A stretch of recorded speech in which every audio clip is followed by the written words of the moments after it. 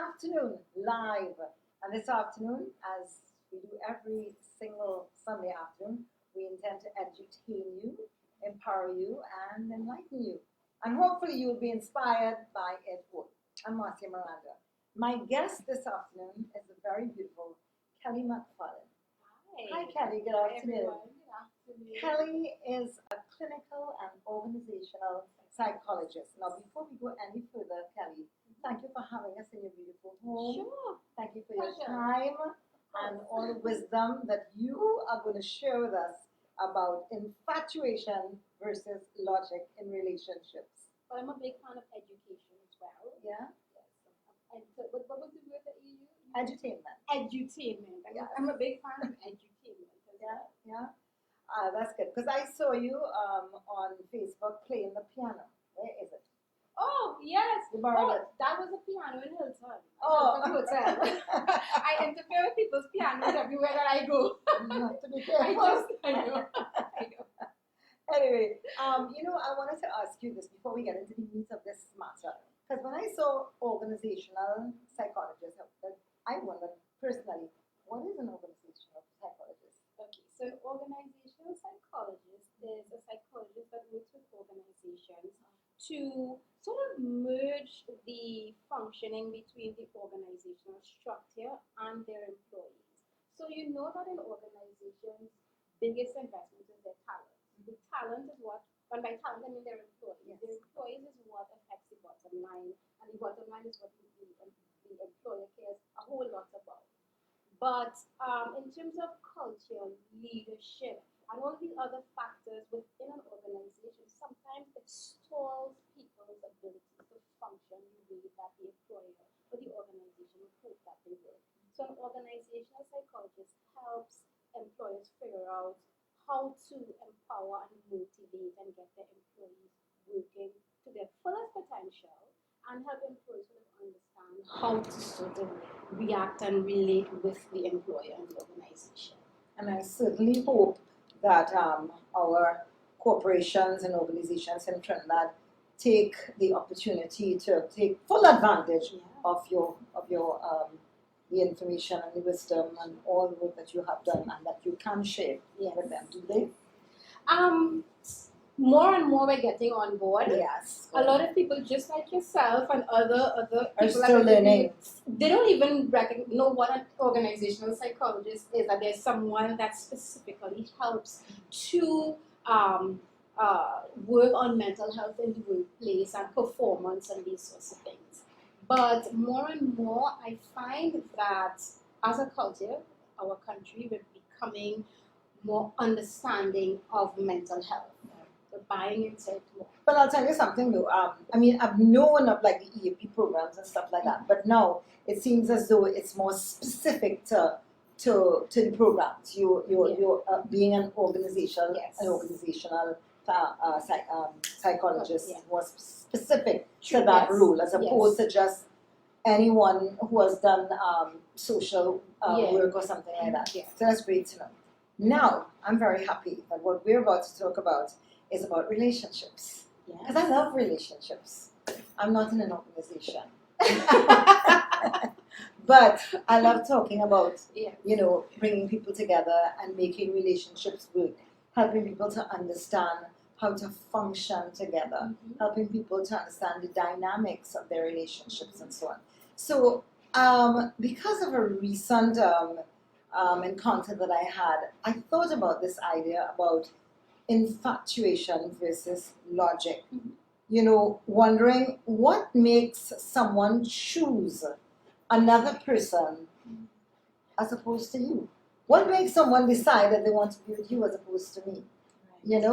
And I know that traditionally we're taught that it's all about your socio-economical background, your religious background, and perhaps things like your social values and that sort of thing.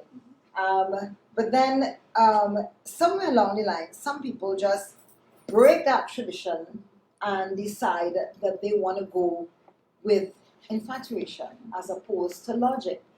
Although somewhere in your mind something is telling you you're not supposed to go there, I'm breaking barriers. Not supposed to be with that person.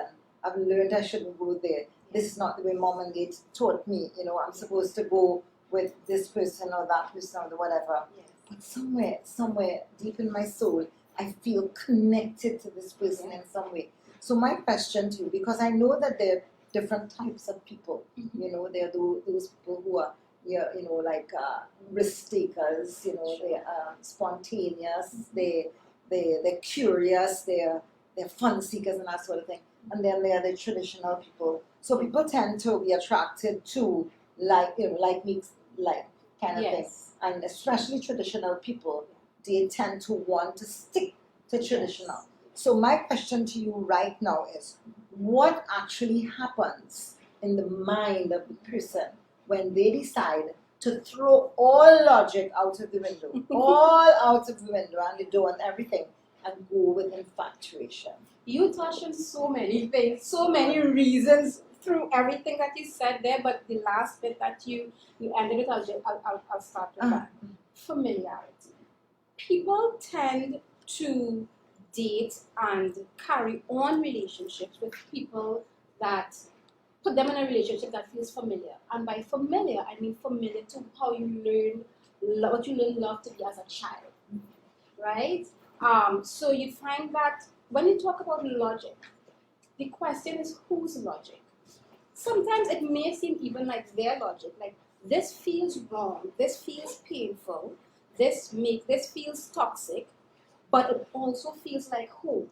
So sometimes we look at people's attachment styles, we look at the kind of their first experiences of love, which was in love with their caregivers, and what the elements of that love was. And we find that we try to replay that, or we try to find that, whether it was good or bad, whether it had great things or bad things, we try to find all of it in our adult relationships. I always tell people, when you have unresolved things in your life, 3 things happen. You either become it, marry it, or work with it, right? It never leaves you until you recognize that it's there. And for this reason, a person might sit in a relationship for 10 years, right?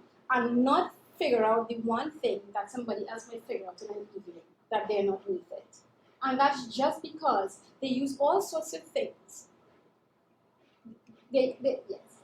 Okay, so we've just been told by our producer that we will be right back. So we apologize for that little break in transmission there, but it was absolutely necessary because we don't want people calling us in the middle of the program and we forgot to put our airplane mode on. But these things happen already. We are in Arima, brand new location for us because we are, should I say that? I shouldn't be telling people where you live. Anyway. Put an extra lock on Put an extra lock. Now we put ourselves an expense, Andre. Anyway, so we're back now and we're enjoying this and happy to see that you're sending out comments to us.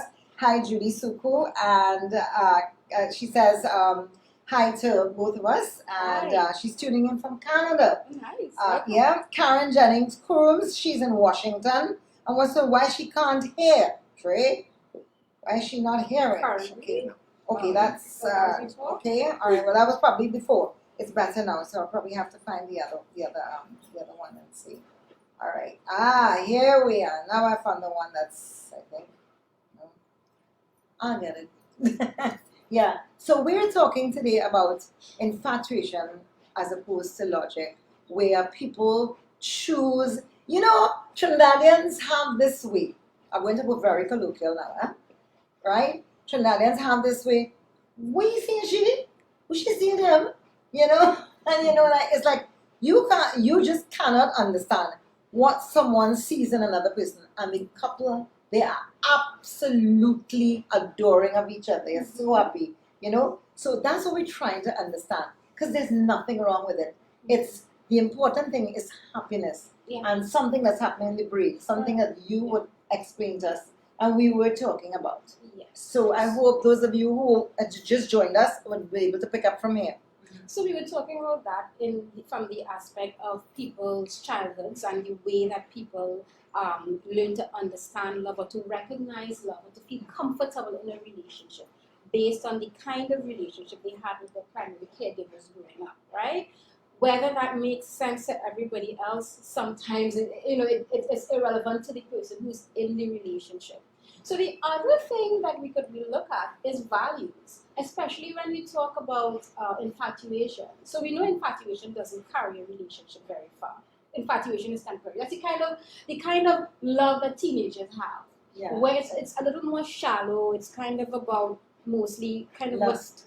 More lust, yes. So you might look at a person and you might be really interested in their power, their status, their physical attractiveness, but these aren't things that keep a relationship lasting very long. One of the number one determinants of whether a relationship lasts very long is friendship. People who feel like they have a true connection of friendship, because even passionate love eventually dies down within these 2 years, and that's when relationships start to struggle most. Okay, let's talk a little bit about compassionate love. And then we'll come back to values. And then we'll come back. All right. Sure. Because I'm trying to understand what is compassionate love. Not compassionate love. Passionate love. love. Passionate love. Passionate Okay, all right. Yes. Okay, go ahead. Yes, passionate love. All right, I got that. So eventually that fades, and that's when relationships become most at risk for either breakups or infidelity and things like these. But so that's why relationships need to thrive on a lot more than infatuation. You need friendship, you need respect, you need much more substantial things that you love the person for, which I always tell couples to look at values. What are your shared values? What are your ideals in relationships? What is commitment to you? Because a lot of people claim commitment but have deal breakers, right? So what do these things mean? Communication is another extremely important thing. The way that people communicate, the things that people value in styles and ways of communicating is very important. If you can't communicate respectfully, patiently, compassionately, quite often it shuts down the growth of the relationship, because things fester because people don't feel safe to talk to each other. So I'm just hitting these as bullet points. I'm not getting into each of them just yet, right? So you have all of these elements that come into making a relationship, but the two of the top ones are values, I would say, and your childhood. So basically what you receive as love. So we say, what does that person see in that person?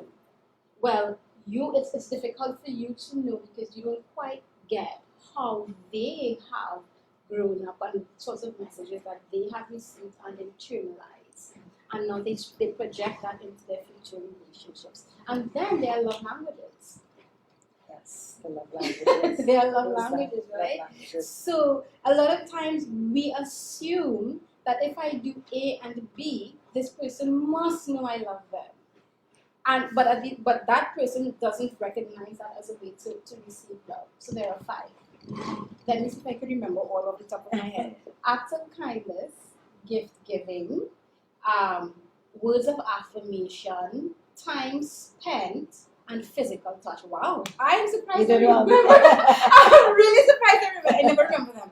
But anyway, those are the 5 love languages. So sometimes you hear somebody say, but I buy you everything, I give you so much, but why aren't you happy? You have all of my money and all of my assets. Why aren't you happy? What more do you want from me? Right?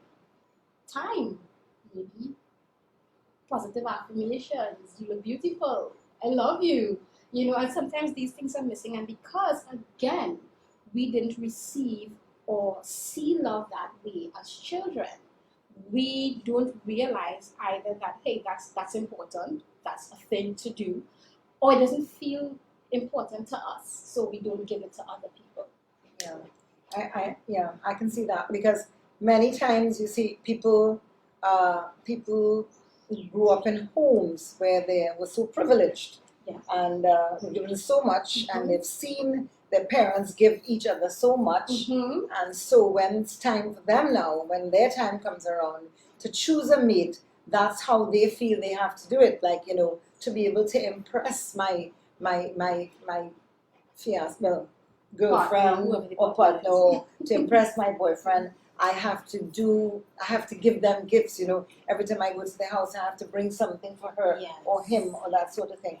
And the thing about it is that, well, perhaps if you both grew up in that same lifestyle with same values, it's fine. But if you're into somebody else, it just may not work because I just may be that person who loves to be cuddled and to be told, I want to be told I love you. Or then there are those people who don't really want to be told that I love Not you, too much. but they want you to show them that you love them. Yes. And I guess that's one of the love languages. And that's where communication comes That's the in. communication. Because that's why a lot of couples don't understand each other. They don't get why each other are unhappy. But we have to love people the way they receive love, or they want to be loved, not the way we want to be loved. It's like breaking the golden rule. The golden rule says, do unto others as you have them do unto you. Yes. But in relationships, it's do unto others as they would like you to do.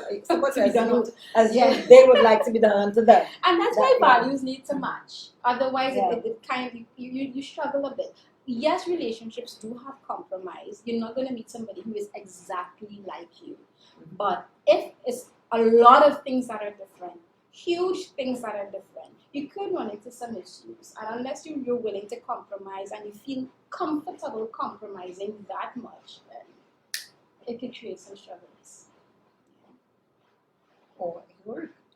Or it could work once, but that's the thing. So once each person is committed to making, well, I shouldn't say to making each other happy, but to meeting each other where they are, to trying to understand each other's needs, emotional needs, mental needs, intellectual needs, physical needs, and trying to meet them halfway on that mark. Because remember, everything that they need may not be what you're comfortable with. Some people who aren't comfortable with emotional expression struggle in relationships with people who need a lot of emotional expression, and vice versa. And it creates a struggle for a little bit. But once they're willing to sort of work with each other and find some sort of compromise, some middle ground, sure, it can work. It can work. Well, I was trying to get the comments here, and I seem to have lost them. I don't know where they went to, but I'm trying to see if I can get them back at some point. But I don't think this is the right line. This is like this has passed. I'm not finding the right one. Forgive us, people. We're doing something brand new today, and I'm not seeming to find the right line at all. See, I'm not getting it. Yeah. So, all right. So I'm gonna continue here then until we get back the right live here, and I can get your comments. I'm so sorry, people. All right. So I had a conversation with a friend who said to me that they had chosen their partner many years ago, and he had said to me that he saw this woman, right?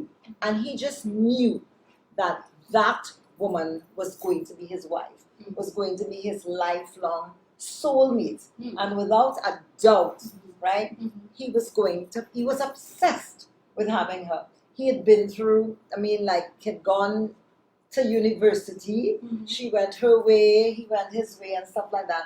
Many years later, they came back together. And but hold on. Tried to do it. It didn't work. She went away, he went his way, and then they came back again. And he says to her, I am telling you that you are my soul. I just know that you are the person for me. And they're like two completely different people from two different ends of the world, So they're trying to figure out, what it is, and that was the reason behind all of this, what goes on in the brain and why is this person obsessed? Could it be something more than just? Maybe I was wondering if it was just passion. First, so let's talk about differences. Yeah. So he said they're very different people. a lot of times when we see couples as very different people, we're talking about sort of different in the way that they engage with the world. So one might be introverted and one might be extroverted. One might be very quiet, one might be a party person. Now, right, the differences complement each other. Our differences complement each other. That's what I was saying. And what happens is that human beings do search for some sort of completeness. So for instance, just from the most basic level of survival. So everything, a lot of what we do in life now, we sort of evolve. Evolutionary psychology will tell us that we've learned to behave in certain ways for survival, right? And so we tend to like people who have strengths that we think we don't have. So that's why we say, oh, they complement each other. So you're not very outgoing and outspoken and brave. You might go to the restaurant and the waiter might bring you the wrong meal and you might eat it. But you might like a partner who might say, no, bring her right meal, right? Yeah. So people tend sometimes, and it's not an active thing, like I'm going to look for someone who will quarrel with the waiter, but it's something that humans do sort of innately. We look for ways to survive. The brain is survival seeking, right? So you're introverted, I'm extroverted, we work well together. Yeah. To the outside, they're like, why are you with this quiet lady? She hardly ever around, but maybe she keeps him a little calm and a little calm. Exactly. So sometimes things work for people that other people on the outside can't understand. And when she's being taken advantage of, he's there to stand up and say, no, that's not the way you treat my wife and stuff like that. And then with this particular couple, I mean, I would be interested in what his values are for a partner. There are people, not this particular couple, but there are people who value partners just based on what they look like, the trophy wives, right? Yes. So you want the trophy wife because your values align with power, money, looking good, for whatever reason, for whatever childhood wounds you have, or for whatever you felt you missed out growing up. You just want a trophy wife, and you get your substance from wherever else, right? And for people like those, that's the exception rather than the rule, but for people like that, they would last with their wives if their wives are happy. If, again, the values align, their wives are happy being trophy wives. So this particular person, he probably had a specific set of values that this lady fit perfectly, right? And so he just knew that had to be the one. Yeah. I also know a couple that I really wanted to chat with today, but for some reason we're not able to. But I really wish we could get them on. But I remember that they were like complete opposites, and but complemented each other so well, because she was very, very outgoing, and she was like my best friend. And we were like, as very young people, we would go out a lot, we would party a lot. And he would just say, okay, darling, have fun. Yeah. And, he was happy with just being at home and happy with just seeing her being happy. Yes. Although she was not going out with him or he was not going out with her. When they were at home, they did what they did at home. She cooked, she did whatever. He did his housework at home and so on. But she was an extroverted person. She loved doing outdoor stuff, and they were very happy just knowing that the other person was happy. Yes. And I wonder if some people in relationships miss that point. The fact that when you do get into a relationship, it's so important that you recognize that you're in there so that the other person can be happy. I mean, you're not going to do it at the expense of your happiness, right? But trust me, I mean, I'm sure you know as well, of course you do, that, once your partner is happy, you're happy. Yes. They say, happy wife, happy life. In a healthy relationship, yes. Okay, so let me just pause for a minute and just say hi to a couple of people who are tuned in to us. And I want to say good afternoon to Roxanne Paul. We have a lot of international people here this thing, right? Roxanne is in Ireland. Oh, wow. So, Roxanne, thank you so much. And she says the sound is much better. Thank you, Roxanne. We said yes, and Julie said yes. Ira Champion is in, where is Ira again? Is in England. And Ira says, I'm with you, and the song has definitely improved. Thank you so much, girls. You all are so brave. Kareen Critchlow says, good afternoon, everyone. Anthony Jackson, good afternoon, ladies, all right? So they're having their conversations as well, saying hi to each other, all right? But definitely enjoying the information and the entertainment that they're getting here this afternoon. I want to say good afternoon to Yukchan and Daryl Luhing, and also Jenny and Claude Jennings, who were supposed to have on, but for some reason, we can't get them on, and my light is gone again. So, Is your Wi-Fi on? yes, it's on. Yes, because I'm seeing Yeah. what's happening. But I keep losing my comments. Yeah. So all right. So coming back. So some of the questions that I wanted to ask you. How do you know? Because you did say that a relationship cannot last on infatuation, right? There's got to be something more concrete, something more solid, as more solid foundation. So how do you know?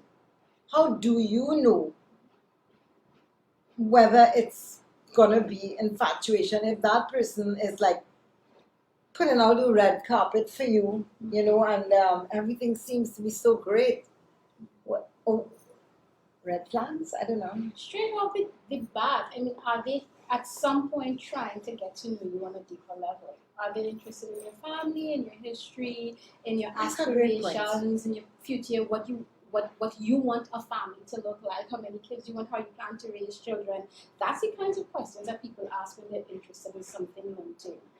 Okay. Not just, hey, let's go to this event, or you look great on my arm, do you have tickets for this? Your hair looks lovely like that. Put on these shoes so we can look good. Okay, so folks, the important lesson here is this thing has got to be deeper than we ever thought. It's not just about putting on the fancy thing and guess what, we're going to so and whatever, and he drives his car and whatever. You have to recognize that this person is interested in you. Yes. Right? Like for instance, there's a family issue going on. Maybe you have an ill mother, Exactly. and that person is showing a little interest. How can I help? How is your mom? How can I help? Whatever, that sort of thing. Yeah. And of course, you don't rush people to be like that in the first instance. I mean, it depends on where you are in your life and what you want. But at some point, if you're not getting that at all, and months are going by, then you start to wonder, what are they really in this for? And another thing is, a question I wanted to ask you is this. With regards to when people start relationships, when relationships begin, all right, a lot of people tend to put their best foot forward, whether it is the most authentic foot they're putting forward, it is the best foot that they're putting forward, So how do what do I, because I want to express myself freely. Yes. I want to be who I am. I want to be free to show you exactly who I am. I don't want to be anybody else but Marcia Miranda. So if I have to win you over by being Marcia Miranda, superpower woman, it doesn't make sense. So let's talk about that and people who do that. Yes. I have a client who calls that relationship catfishing, personality catfishing. I thought it was so funny, I never forgot it. Personality catfish. So like a catfish is somebody who messages you on social media and they have a different picture, a beautiful picture, and then when you meet them, they're somebody completely different. So he's saying people do that with their personalities. They present something, and then when you get to know them, they're the complete opposite. Now, there's nothing wrong with trying to impress someone, right? I mean, people do it when you go for a job interview, but where that becomes an issue is when you're impressing someone not with your best self, but sometimes a self that is not even you. So you're almost giving promises that you cannot keep. So it's not that I'm showing you the best me, But on a rainy day, I won't be this person. Because I'm showing you and me that I'm never going to be after I get you to commit to me. Right? That's when the issue, that's when you have a bigger issue. How can you detect it? It's difficult to detect it unless you know people, you know the person, or you listen to how they talk about their families and their family life growing up, and see what matches up. If what they're presenting to you is very different from what they've grown up with, unless they say, I strive very hard not to be anything like what I've grown up with, then you can kind of think to expect it. So you can look for patterns. You look at the way they treat their friends. Look at the way they treat the waiter when you go to dinner. Look at things other than just how they present themselves to you. Look at how they present themselves to other people, right? Their co-workers, their colleagues, their subordinates, their bosses. Listen to the stories that they tell, and listen. Don't just you see. It's easy for to say, okay, you want this person to be the perfect person. You want this person to truly be that person, because people get interested in people based on what they think they can have with that person, right? We all know what we want a relationship to look like for us. So if you get caught up in that, it's easy for you to fool yourself as well. Or fall prey to the fooling, the foolery. Yeah, I got it. Yeah. So, okay. So my lead-up question for that is, to those people in a relationship who go into the relationship and they do everything to win over that person, right? And they're just buying gifts and just being there and like just sucking up to the person in every possible way, right? Is it possible that that the other person could be just waiting for you to just cut some slack, and because it's probably suffocating them, and they would prefer to be allowed to do that instead? Well, this is the thing. It's possible, but the question would be, why would that person not tell you that? So that means that we're having communication from the get-go. Why do you not feel safe to tell this person, I love what you're doing, I appreciate it, I know where it's coming from, I know that you mean well, I know that you want to lavish me, I love that, I appreciate it, but I know some women would love it, but for me, it's a bit too much. You don't need to do all of that. Or maybe tell me why you're doing it. Communicate. Just ask, say what you want, say what you need. And without fear, because if you're fearful of being your true self or telling someone exactly what you want and what you need, then they won't know. They won't know, and they may be operating with you in a way that they've learned either again from childhood or from just past relationships that they've had, and obviously not trying to put you off, but in doing that, trying too hard, they are putting you off. So they need to know. Yeah, I know. So okay, so let's talk about some of in your experience. Not that you want to give away too much of what your clients confidentiality is, obviously, but some of these secrets that people have in dealing with relationships, like what are some of the things that you just don't do? Thing that you shouldn't do? You just should not do. Okay. One thing that jumps to mind right away is emotional expression. A lot of times with men, and I know when we were talking before, we kind of talked about how to show love to men. So I'll go with it from there as opposed to the clients. but a lot of times people don't realize that men need emotional expression. We think that men are devoid of emotions. They don't need you to be lovey-dovey, smiley, complimenting them, praising them, saying positive affirmations for them. And this is actually further from the truth. And quite often, men don't know how to express that that's what they need and that's what they want. But that's often what strengthens a relationship. and that's something that a lot of women miss. And so, what do we not do? We don't neglect that, right? That's one. So we at least try it. Because they may not want it, but we can try it. They may not want it. Correct. They may not want it, but we could try. So I'm glad you said that. So the next thing we should not do then is assume. Okay. So again, we love people the way that they want to be loved. So when someone is having a rough day or a hard time, and we wonder, okay, if I do this, it would make them feel better. But it may not. We know that men internalize stress while women don't necessarily internalize stress. So men tend to sit with stress, and this is generally speaking, right? Tend to sit with stress and not want to talk about it. On the other hand, women tend to want to talk about it and solve it and figure it out. And when those two things come together, sometimes you have an issue, right? Because one doesn't understand why you don't want to talk about it, and the other one doesn't understand why you keep nagging me about it. So it becomes an issue, but it's not personal. So don't take things personally. Ask in times like these. In times like these, what would you like me to do for you? What would you and this goes both ways.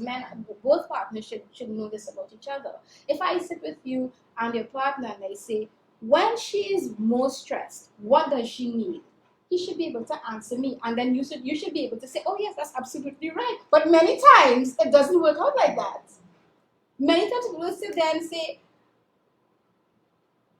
I don't know. What I do is, I don't know. And then or they might answer the question, and the other part, they might say, no, that's exactly why I get annoyed. I keep saying that, you're not listening.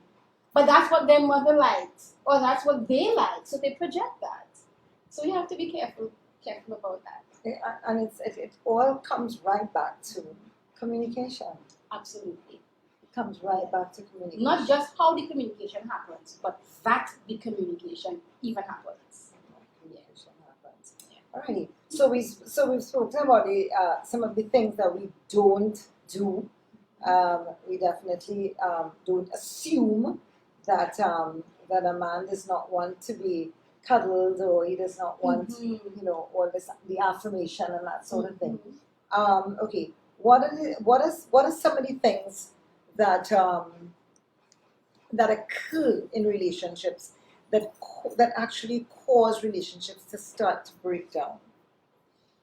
Apart from poor communication, assuming negative things, smothering, not allowing each other to be individuals. I mean, in a relationship with a healthily attached person.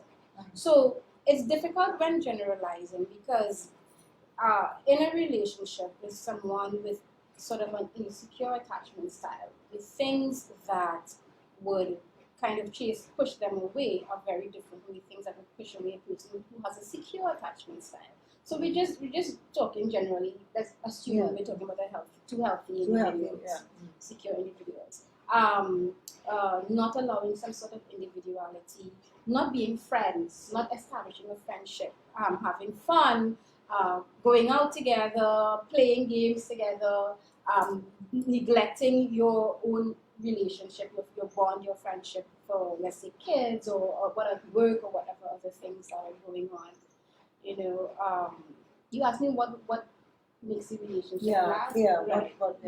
Yes. So forming the friendship, things outside of the home, the family circle, and so on. Good communication, in similar interests. Or even if your interests aren't necessarily similar, showing interest in the other person's interests from time to time at least. Support, the 5 love languages, affirmations, etc. And asking them, you should know after a number of years, I should be able to ask you, what are the things that make such and such, make your partner happy, and make them want to keep this relationship going, and you should know, and if you don't know, then how come, so it comes back again to communication. So then when a relationship gets to a point, let's say there's a couple who they've been together for quite a while, a couple decades or so, and they've lost interest in each other. Is it because of the fact that they've not been working with these tools, or is it that, I mean, well, it could be a lot of things. It could be some infidelity or something like that. But but if you constantly work with these tools, like the 5 love languages, if you understand the needs of your partner and that sort of thing, and you know very well, I mean, being together, or maybe I should ask you, when people are together for all these number of years, you know, what do they do to keep the relationship fresh and alive? And So relationships need, so all the things you mentioned, yes, but relationships also really need 2 things: predictability and spontaneity. So if you know someone, you can kind of predict the things they need, the things they do, the ways they react, and you kind of can work around it. But too much predictability leads to boredom. And of course, too much spontaneity leads to chaos. So you need a nice balance of that. Yeah. And a lot of times what happens is that the scales are tipped in one direction. The relationship or your partners are way too predictable. It's completely boring. You don't do anything spontaneous. Nothing changes. I know exactly what's going to happen. Same old, same old. And our brain likes variety. Our brains like excitement.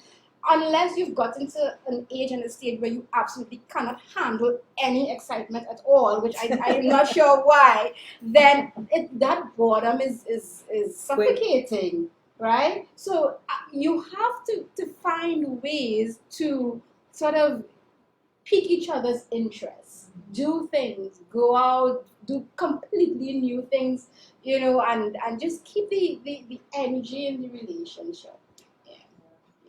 okay, so now let me get into now. What would be your idea of not your idea particularly, but what would you like to share with our audience today? All right, with regards to relationships. You know, I mean, we've just come out of a lockdown. You know, people have been together all this time. I don't know, some people probably made it work for themselves. Some probably did not make it work for themselves.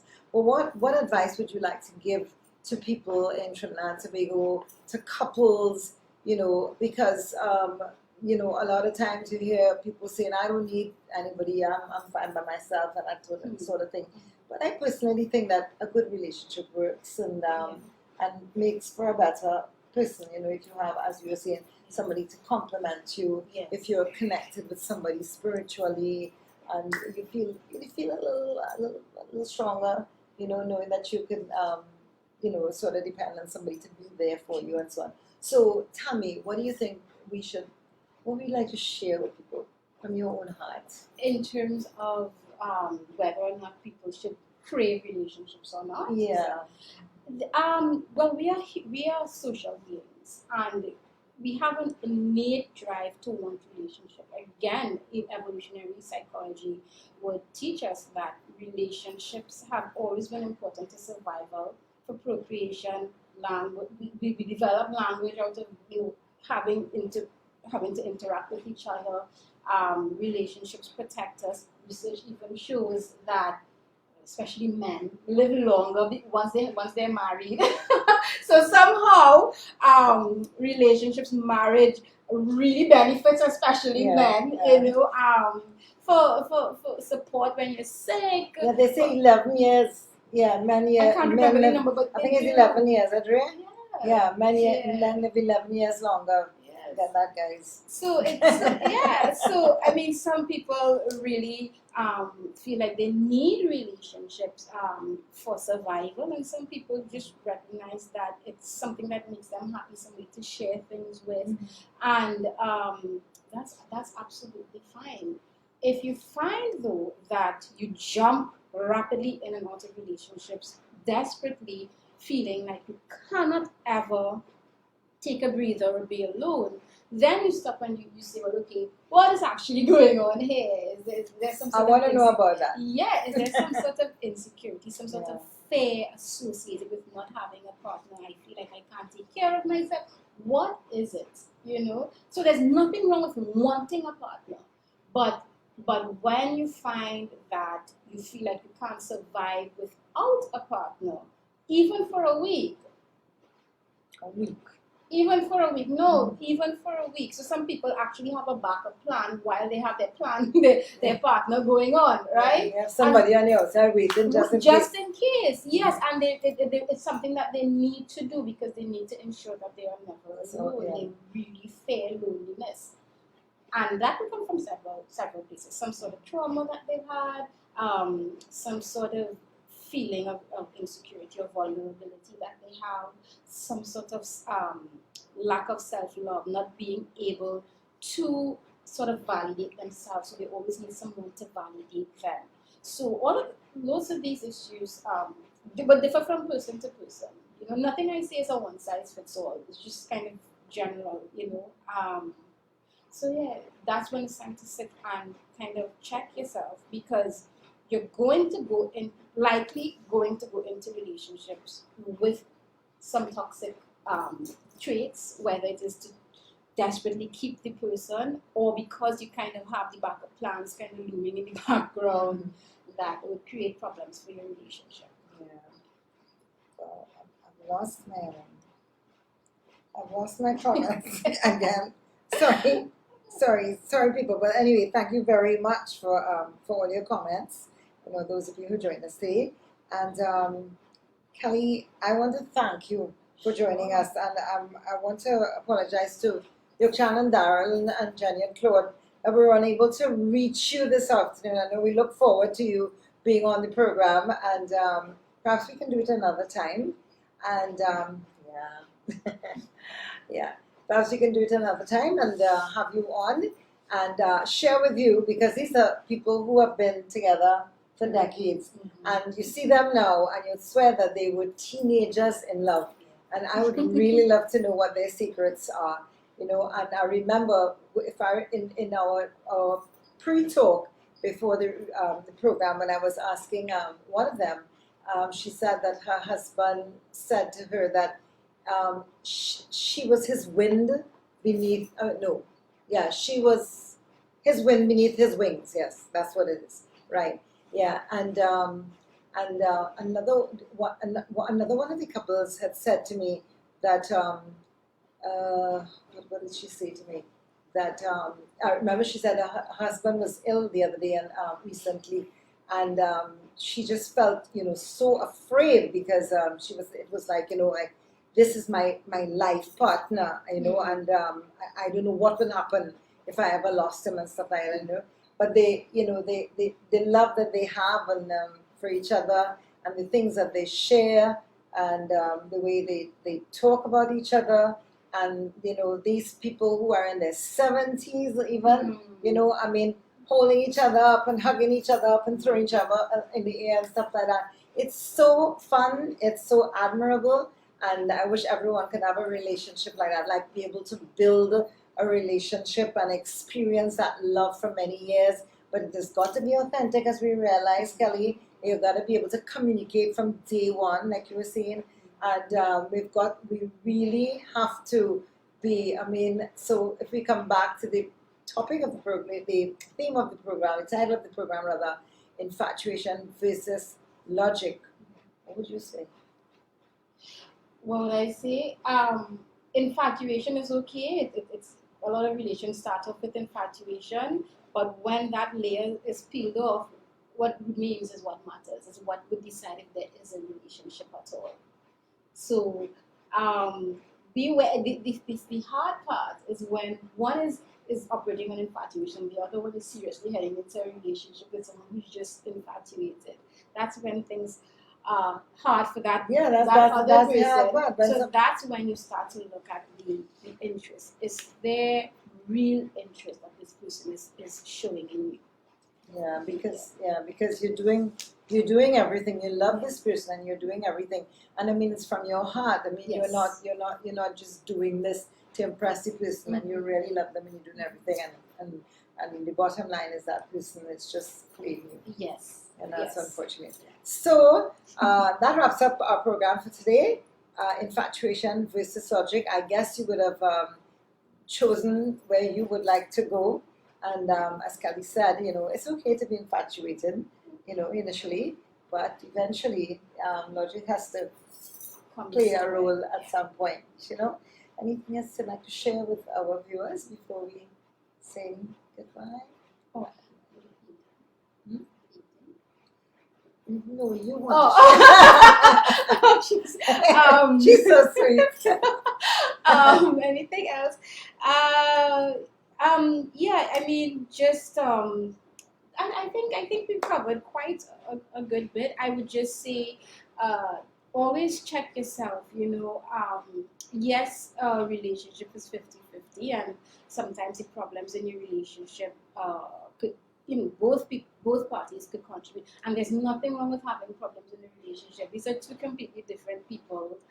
Whether you have shared values or not, you're going to have different personality traits, different ideas, disagreements. That's absolutely fine. What matters is the compassion and the empathy with which you sort of resolve things, being willing to hear the other person out and caring about meeting them halfway, about compromising. So to me, best of luck. There's one thing I forgot. Let me just point this out though. I remember that one of the persons in one of the couples we were supposed to chat with, she said to me, I will never emasculate my husband in front of anyone. Never. Never did and never will. Yeah. Because I think that's a big, That's a biggie. Important. That's a biggie, isn't it? Yeah. That's extremely important. Okay. So now I can show my painting. Should I pass it to you? Yes. Shall we present it? So I went to this paint spa last night that a friend of mine had, Maria, and she just launched her paint spa and invited me, and I'm like, I don't know nothing about painting.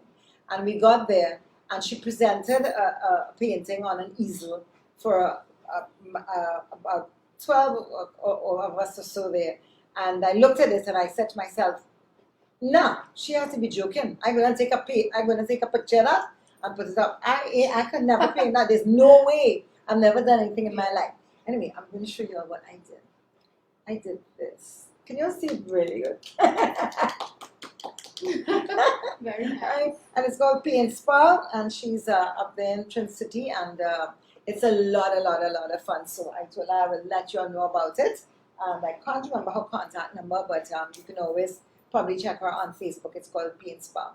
So, Kelly, thank you very, very much. Of course, I know people can catch you on LinkedIn or on Facebook. Instagram, all over the place they can get you. And I hope that we could probably have you back another day. Sure.